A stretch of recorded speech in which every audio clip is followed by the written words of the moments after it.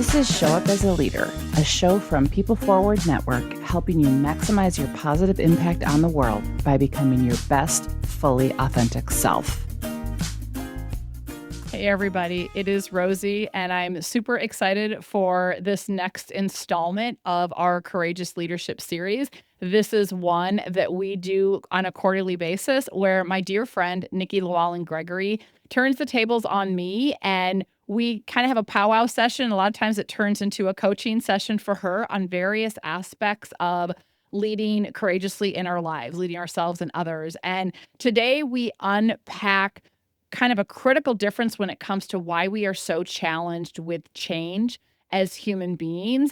Right off the bat, I walk her through an exercise, and you as a listener, that I do all the time, that is really illustrative of why and how we shy away from discomfort way more than we think we do. And we just unpack different types of challenges, why we get stuck, where we get stuck, what this looks like from a leadership perspective, how we lead ourselves and others through change, just everything related to change and how we need to lean into it differently to be courageous leaders and what gets in our way. So I would absolutely love to hear what you took away from this conversation. We're going to continue to unpack the research that we've done on future-proofing leadership in subsequent episodes. But this one, all about change. Take a listen. Hey, it's Nikki Lewallen Gregory, and wow, these sessions come back through so fast, Rosie. I'm still taking in all that I was learning through this research, your amazing efforts in sharing the future-proofing leadership knowledge and takeaways. Actually, my husband and I have been applying some of those around perfectionism, and we're using that stuff. And I'm like, oh, here we are to go deeper, particularly on an area through your research that I think all people raise their hand and they agree that we just consistently are stuck and challenged in how to navigate change. Like, how do we truly change? Sitting and reading the book or in the session, and we're like, oh my gosh, this program was transformational for our team. But then a month later, we're back to stuck. We're stuck again. And we're doing the same old thing. Yep. Same old thing. So what we're doing today is we're learning, really going deeper in this concept that we mentioned in the last episode together, is around understanding the difference between technical and adaptive leadership and really cracking the code on that, getting deeper. So let's start with some education. Help us understand the difference between technical and adaptive to lay the framework. Yeah. So before we even do that, I'm going to challenge you, Nikki, and anyone listening, if you can, if you're driving or something while you listen to this, if you are wearing a ring, a watch, or anything, put it on the other hand or finger right now. Doing this. Yes. Nikki's face right now. You got it feels so weird. Yeah. Okay. So if you have any kind of accessory right now, you're putting it on the other hand, and I'll get back to that. Okay. So that's the start. And don't cheat. Do this. It'll make this episode way more effective. Okay. I feel really awkward right now, by the way. Yeah, you should. Okay, good. Okay. So, and I know we talked about this briefly in the previous episode if people listen to, but I just think it's important to level set. So if we think about the different changes that we face individually and collectively as human beings, they fall into one of two camps. There are what called technical changes or challenges, and there are adaptive changes or challenges. So technical are those that are fairly straightforward. There is a known solution. We've been there before. We can use our existing thinking, knowledge, and skills to solve them. Or if we don't have the skills and knowledge, we know where we can go to easily obtain them to move through it. So like an example, Nikki, would be if I wanted to get better at PowerPoint. There are modules that are, here's all the tips and tricks. It's pretty straightforward. Apply them. You're off and running. And there's a lot of those things out there where it's information that we need to move through that challenge or address that change. We just need to learn more, et cetera. Or I could hire someone or delegate my PowerPoint, to somebody else, and that solution or that challenge is solved. It's pretty easy peasy. You can use standard operating procedures, checklists. It's where you got standardized stuff you can extrapolate from one scenario to the next of here we go, and it's pretty well going to help you move through. If you've moved before, if you've done these things, like, yep, I've been here before. There's another type of challenge that we face that is not so straightforward, and that's the one that's called adaptive or adaptive changes. And so with adaptive challenges or adaptive change, we are in uncharted territory. We haven't exactly been there before. There may have been similar, but this exact, not so much. And the predicament that comes with adaptive challenges or adaptive change is that they bump us up against our hardwiring as human beings to seek out familiarity and comfort. They force us to let go of what is familiar in order to address this. And we are not wired for that. And they elicit a sense of loss. They elicit a sense of discomfort. And that's what fundamentally gets in our way. And so when we are dealing with an adaptive challenge or an adaptive change, we don't need information per se. What we need is to go through a transformational process because it requires changing mindsets and changing hearts. So people not understanding the difference is where we get stuck because we use an approach that works for a technical challenge when what we need is adaptive. So let me give you an example, Nikki. So let's say, because you do a lot of the stuff and you bring a lot of stuff into your team and it's great and then it doesn't last, right? So let's say that I come in for your team and we do a courageous conversation training, right? And there's a lot of them out there and a lot of the ways that they're structured, there's nothing wrong with these trainings, but they're full of great resources. So let's say we had conversation starters, we had like little checklists and reminders, we practiced some stuff. So we gave you all of the information in a toolkit and gave you some practice time to apply those skills of how to effectively have a courageous conversation. And if for your team members, that was a technical challenge, that nicely wrapped up package of information and tools would be all they need to go have those conversations in an effective way. But if in spite of spending the money and time and going through that training, you have people on your team that are like, I'm going to throw up in a garbage can. There's no way in hell I'm going to actually have these outside of this controlled practice environment. For them, that is not a technical challenge. That is an adaptive one. And until we address what makes it so cringy for them, until we address what is the mindset shift and whatever in their heart needs to change, where they can apply the information, it's never going to be used. And this is what happens all the time. We do something, I'm inspired. I got some tips and tricks. But because we are creatures of habit, we default back to the way we've done things. And especially if the new way of doing things is uncomfortable, because we will gravitate towards the familiar because the new stuff is too unsettling or too uncomfortable. And we have to address that. And so most of the changes that we face have a little bit of technical. Yeah, we got to benefit from some knowledge, some skills, etc. But the overwhelming aspect of it is there's this adaptive nature that requires transformation, and we're short-circuiting the transformational process, thinking more information is what's going to help, and it falls flat and doesn't work. So I'm getting an example here that I'm going to roll out with you, and you give me some feedback. So at PeopleForward Network, we are a culture of innovation through the YOS, which is a tool that we both really like, the Y operating system. My how is better way. I am natural to just throw something out there. Just give me feedback. I worked on it last night, right? Okay, so just kind of throw it out, see what sticks, get some feedback. We might try it next week, right? So we're trying to build this culture of innovation so everyone is bringing new ideas to the table. We do a, team building session. People practice. We do breakout sessions. Everyone's like, yeah, they're engaged in trying it, right?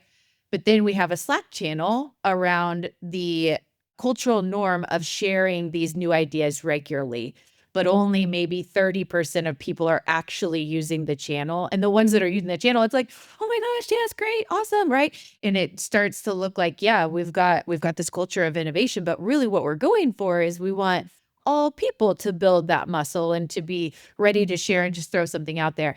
But the thing from kind of connecting the dots here of what I learned from the research last time is like the profile of perfection, which is what David and I, my husband and I, have been applying this knowledge because of one of the kids. And that's what's causing the stuckness of not moving forward and talking about that at home. Very similar in this innovation is because it's not perfect and I haven't gone through all the things, I'm not going to put it in the Slack channel, even if this is just for the team right now, right? So talk me through that for a second. Well, so I love it. So let's talk about the real life application. So for anyone listening, if you didn't go back and listen to the first episode, we would encourage you, but also we're going to put a link to the white paper. So we identified these 7 faulty programs that are the self-limiting narratives and beliefs that get in our way of leaning into adaptive change. And we've looked at what combination shows up most frequently, like what adaptive challenges or adaptive change goals do leaders have and which faulty programs work against them. So I'm just going to put that out there. So perfectionism definitely can be one, because if I have this faulty program that tells me that anything less than perfect, any potential opening for messing up is bad juju, yeah, I'm not going to put an idea out there until it's fully baked. And especially if I have a why or a how of like right way or of mastery or something, that's going to even further that. But there can be other faulty programs as well. So one of the things that we found actually is one of the biggest areas where leaders across the board are trying to get better at, that falls in the realm of adaptive change, is communication. 74% of leaders are trying to get better at some aspect of communication. And we identified 3 specific buckets. One is growth feedback. One is accountability and being clear with expectations. But the other is speaking up with clarity and confidence. And so I share that because the majority of people are working on one of those 3 things that we bucket under communication. And for example, if you happen to have a faulty program, not just with perfectionism, but you have a faulty program that tells you that your ideas and your needs don't matter and other people's are more important, that's one of them we call the martyr. You might not speak up because you feel like, well, my voice doesn't matter or my needs don't matter. Or if you have a faulty program of the counterfeit, where you have a fear of vulnerability, and vulnerability is leaning into uncertainty, risk, and emotional exposure. You have a fear that you're not enough and that your authentic self or your ideas maybe won't be accepted or will be judged. You're going to hold back. And so when you have the people on your team that are holding back, my hunch is, and you can run a combination of these faulty programs, but when I talk about addressing the adaptive nature or what makes it cringy, you could be having people that are running the martyr program, that are running the counterfeit program, that are running the perfectionist program, or anything in between that is creating this narrative of, I don't want to put myself out there, even though I love my coworkers, even though I'm sure you do a great job of fostering psychological safety outside of that controlled environment where, oh, it's a nice activity, but now you're asking me on a day in, day out basis to go against my wiring where safety is my safety zone.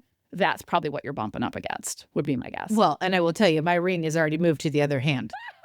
It was driving me nuts, so Okay, so we're going to go there. So everyone listening, just think about this. So we're not even 10 minutes into this episode. Where is your ring? So Nikki, you've already moved yours back. And my guess is that people who are listening have either already moved it back or they have been playing with it because it has been driving them nuts. So Nikki, tell me why you already moved it back. It was driving me nuts. I'm like, it doesn't fit right. This just doesn't, like, this looks goofy, like whatever. It's just bugging me. I literally think I lasted 2 minutes. Okay, you lasted 2. So Nikki, that was 2 minutes of asking you to get out of your comfort zone. 2 minutes. And you're like, screw this, Rosie, whatever. I don't know what your point is. I'm moving it back. So that's 2 minutes. You are asking people to get out of their comfort zone. It's just like the ring. I can do it for a 5-minute exercise or a 1-day retreat. Whew, thank God your brain calms down. Yeah, I can go back to normal on a day in, day out basis. So if people can't even, it's a silly exercise, but I'm like, it was so uncomfortable that you have to move your stuff back. And this happens every time. Or it's been like consuming you and distracting you from listening to this. Think about all the other changes you are asking people to go through. It's not unlike what you just experienced with, screw this ring was too uncomfortable. I got to put it back. Yes. Point. Wonderful example. I remember you said something in our last episode that I thought would dovetail nicely into, you just said something, I'm trying to connect the dots. Immunity to change is this component that is part of like the framework you bring to leaders to do the unsticking, if you will, right? Can you go back to that? Because I don't feel like I've grasped that part. Yeah. So what immunity to change is phenomenal work that is from Bob Keegan and Lisa Leahy out of Harvard. And I love those two. And I always tell them that their work is just a gift to the world. And fundamentally what it is the premise that we all have a psychological immune system. So just like we have a physical immune system that is behind the scenes working to fight off disease and infection, and we know sometimes, stuff gets through and we get sick or whatnot, but it also can go haywire sometimes. So if you've ever known anybody who has any kind of autoimmune disorder, the body is literally attacking itself, which is like, why are you doing that, right? But it's happening and whatnot because it views whatever's going on as a threat. Or someone who has to have an organ transplant. The organ is needed to save that person's life, but the body views it as there's something wrong. Our job is to protect you. And so it's attacking it and they have to go through all these anti-rejection protocols and medication. Well, a similar thing is happening on the psychological level. Our brains, again, are hardwired for familiarity, safety, and comfort. We are on high alert for threat. And again, it's in our programming. And so the problem is that immune system gets formed in the early years of our life out of faulty programming that we're downloading about how the world works in a brain that isn't fully developed. The list goes on and on. And so in many cases, that immune system has been intact for years and years and years, and it gives us the rules of the road. It creates a sense of causality that is faulty, usually like, if I do this, it means this, or it creates a narrative around our value proposition that is conditional upon something. And so it just creates these beliefs that we have about the world, and it's trying to keep us safe. And so what happens is that we can be highly, highly motivated. So let's say you're highly motivated that you want to put these new protocols into place. So you have someone on your team that you was really inspired after this retreat and they really, really want to do it. But subconsciously working against them are fears of, I'm going to look stupid. I'm going to say the wrong thing. I'm going to piss some people off. I'm not good enough. I'm going to sound stupid, whatever those fears are. And it's not conscious usually. And it keeps them from acting. And they don't even know why they can't do it because they're really motivated to do it. But there's something fundamentally that is like working against them quietly behind the scenes. And that kind of, we call this the vicious cycle of like having the goal of wanting to get better at something in the realm of adaptive change is like putting one foot on the gas. Like, yeah, I'm really motivated. Yeah, I want to get better at having healthy boundaries. I want to get better at having courageous conversations. This is what we found in our research. People want to get better, like at a 5 out of 5 level of importance. Like it matters to them. They can list all kinds of reasons why. Like, yeah, and I just, for whatever reason, I work against myself. Well, that immune system is like at the same time slamming one foot on the brake because your brain is going, no, my job is to keep you safe. So those fears of looking stupid or whatever it is don't see the light of day. And that's all happening. And so when we reveal to people what is going on and they can see their own immune system at play, that 1 foot on the gas, 1 foot on the brake, they go, holy crap, no wonder why it's like a hamster wheel. I'm stuck in a vicious cycle, vicious circle. And then what we do is then we identify, okay, what are those underlying beliefs or faulty programs? Like in immunity to change, they call them your big assumptions that are kind of underpinning this entire immune system that make it necessary to keep it at play. And our typical approach to change is to push harder on the gas or just work harder on the goal. But that vicious cycle, that brake is going to kick in harder. And so if you want to unlock adaptive challenges and you want to go through a transformation-based process when we're faced with adaptive change, it's not about pushing harder on the goal or on the gas. It is about looking at those faulty beliefs, those faulty assumptions, and rewiring them, essentially reprogramming them to unlock that vicious cycle. So it's counterintuitive to how we go about change. But when we start to identify what those faulty programs are and we start to help people poke holes in them so their brains can kind of let that go, then they can start to actually make progress on the goal. Again, it's completely counterintuitive to how we do it, but that's why they say like we have this natural immunity to change where you put your ring back 2 minutes later, like screw you, right? And we cannot use our usual approach to change when there is an underlying immunity that is going on. We have to heal that immune system, if you will. Yeah.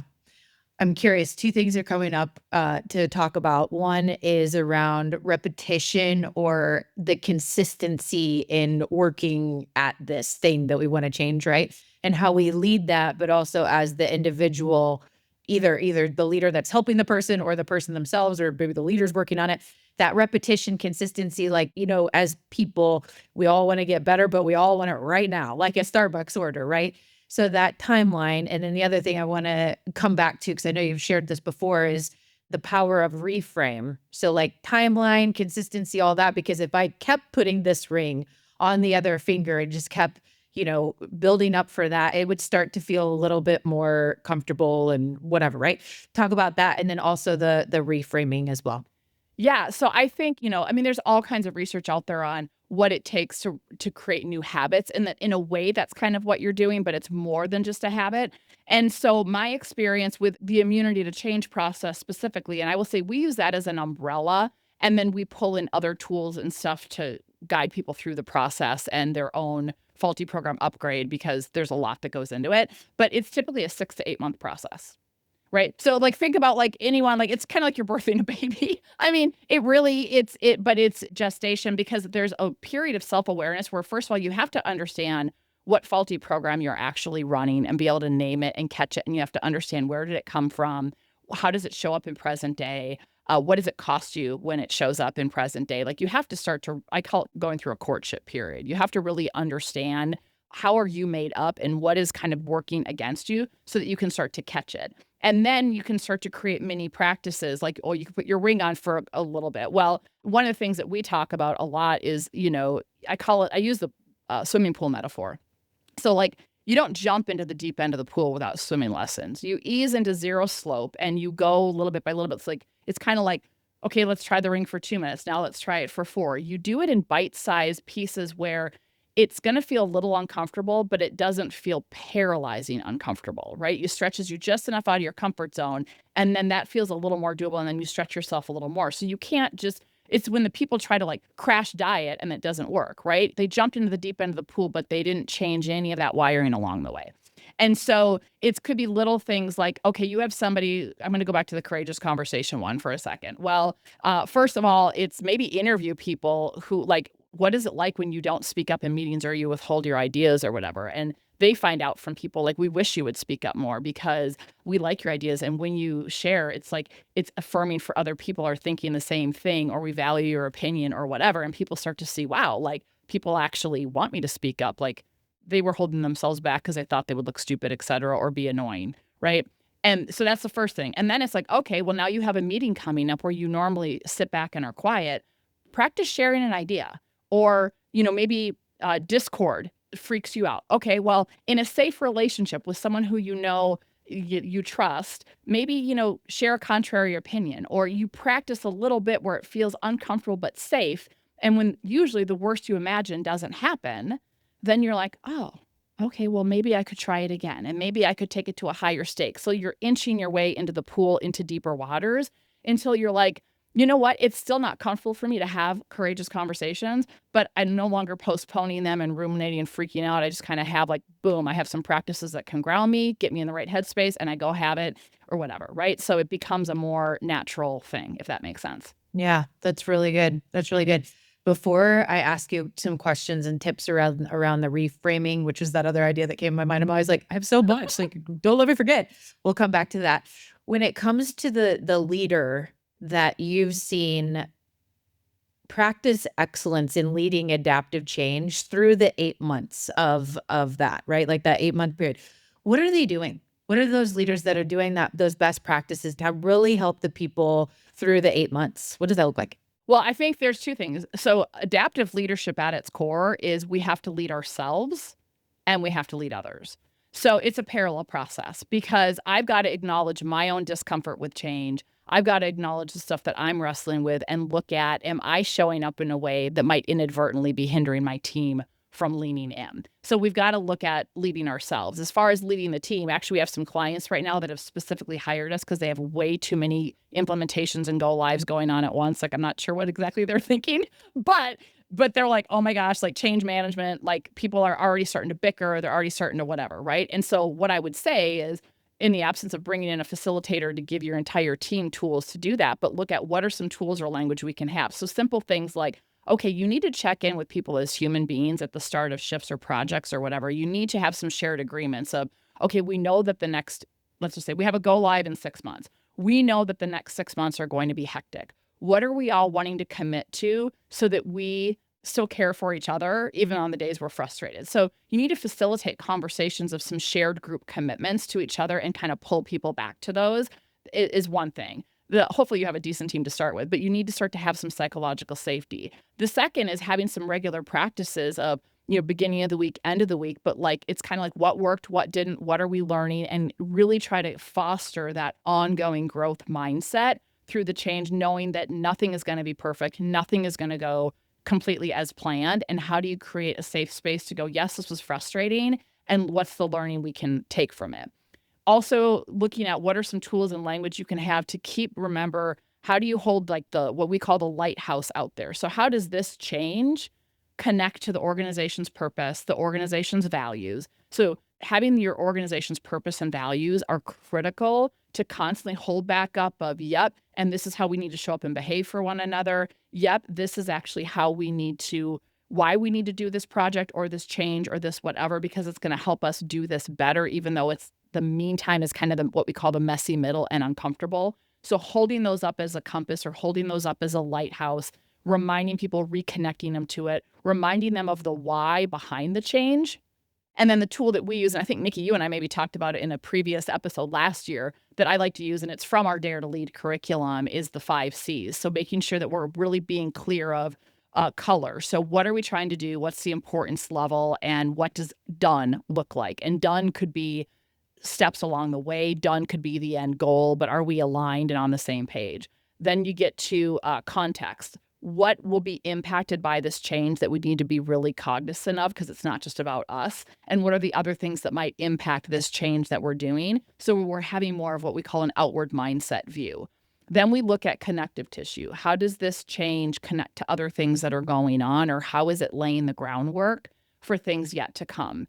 Then we get to cost, and cost is not just about money. For most people, it's how much time, energy, and bandwidth. Like, I know these next 3 weeks, 3 months, whatever the time frame is going to be challenging, but we can put some parameters around it. So what can we do to take care of ourselves over the next 3 months? Or if this is a priority, what are we setting aside so we can give this our full attention? So people need to know, like, what is going to be expected of them and how much energy are they going to have to find and generate. And then the last is consequence, and not in a shaming way, but like, what's at stake? If we don't do this now, if we put this off, if we don't get it right, like, let's just be really clear of what's at stake. And sometimes that can feed back to reminding people of the priority level. And so as leaders, if you can do those things of constantly, like, I think it might have been Matt Tate last year on one of my episodes said he views his job as like the CEO to be chief reminding officer.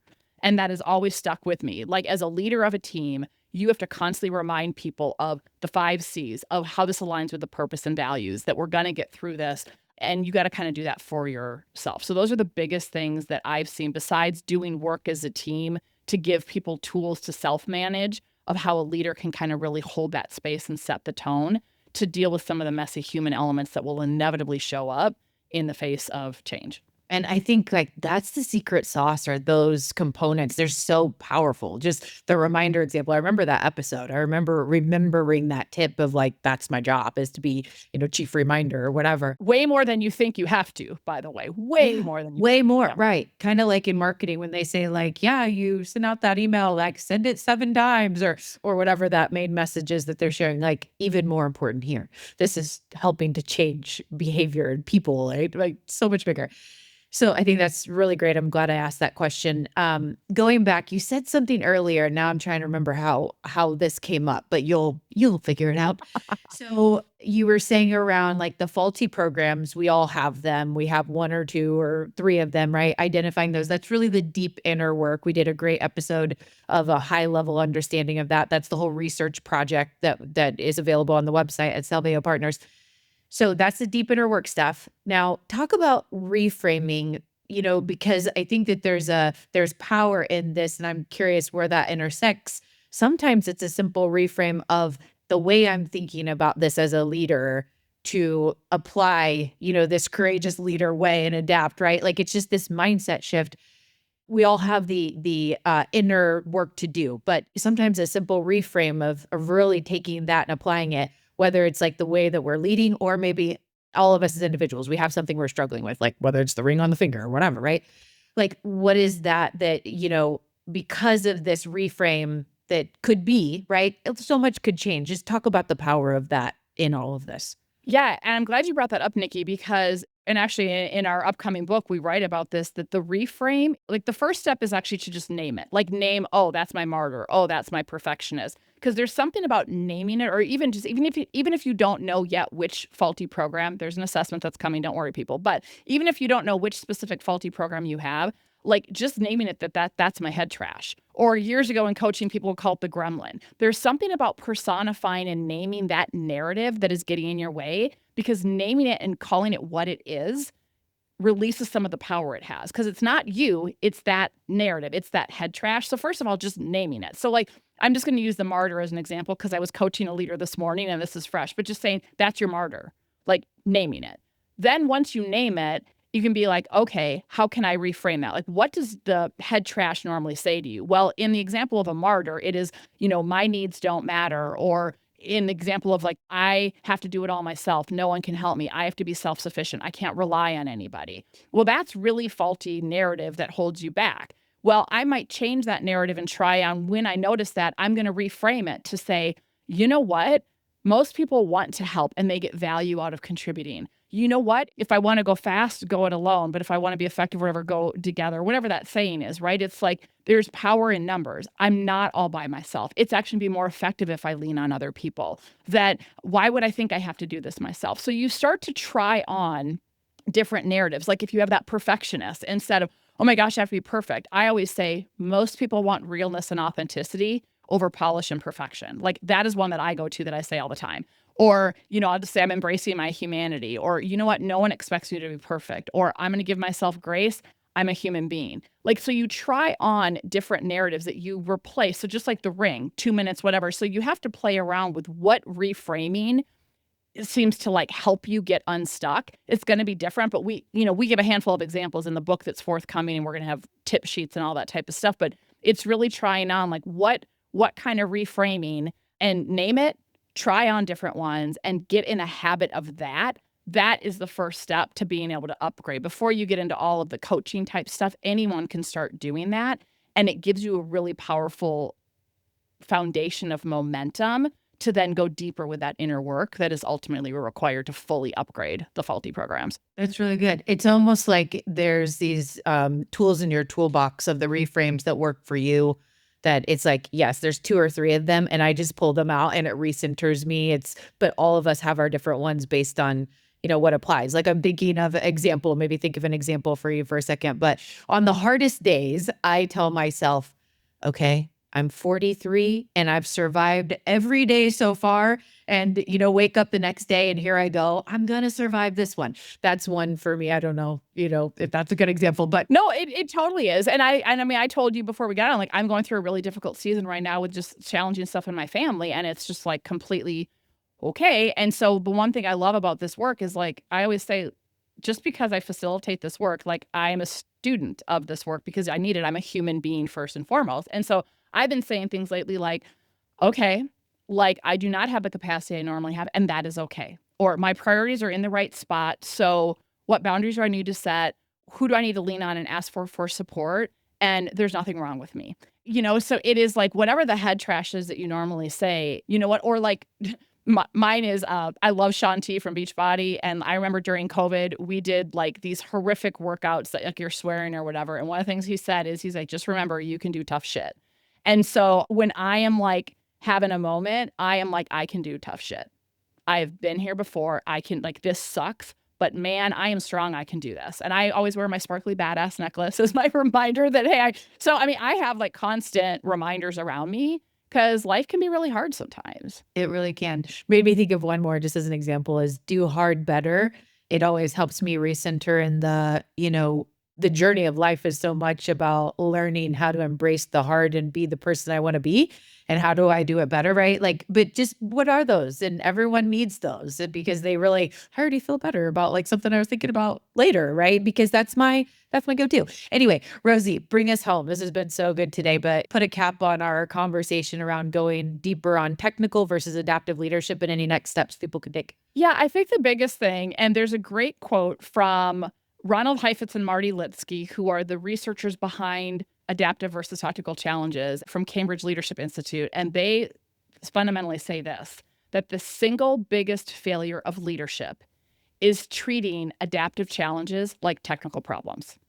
Take that in for a second. It is like the whack-a-mole approach. We do it all the time. We want a quick fix. We want a Band-Aid. We want an easy button.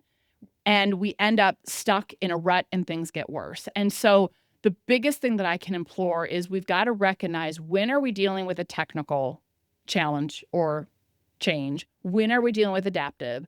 Most of the changes we face in life, quite frankly, have a little bit of both.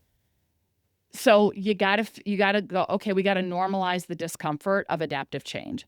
In our world we live in, it is really one adaptive challenge after the next. It's never gonna get comfortable. By definition, adaptive change is not comfortable, but we have to normalize getting comfortable with the discomfort.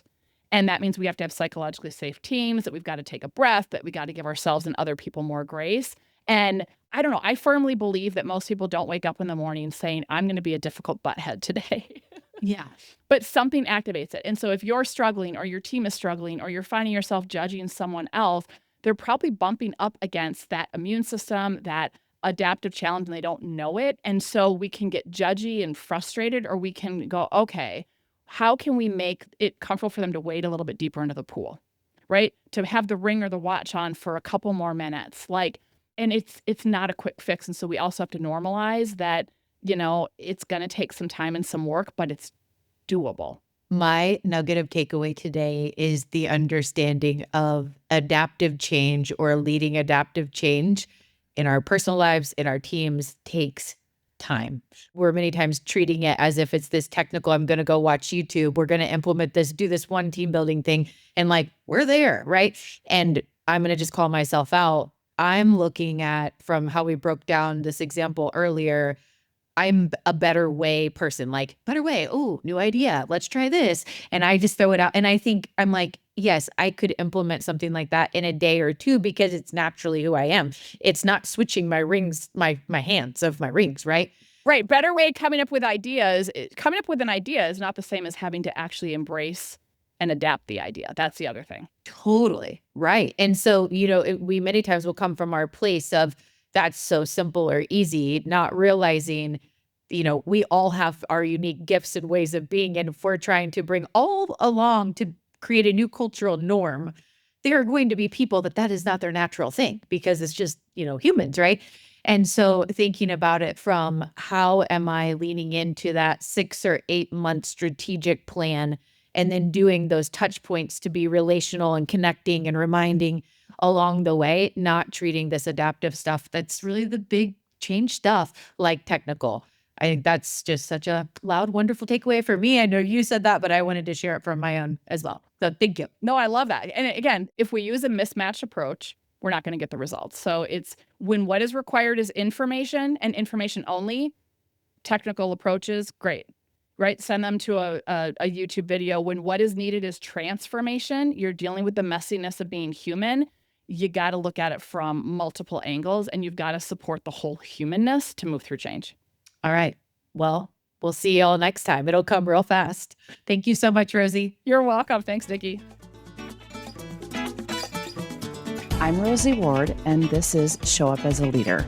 To learn more, head over to PeopleForwardNetwork.com and, of course, hit that follow button.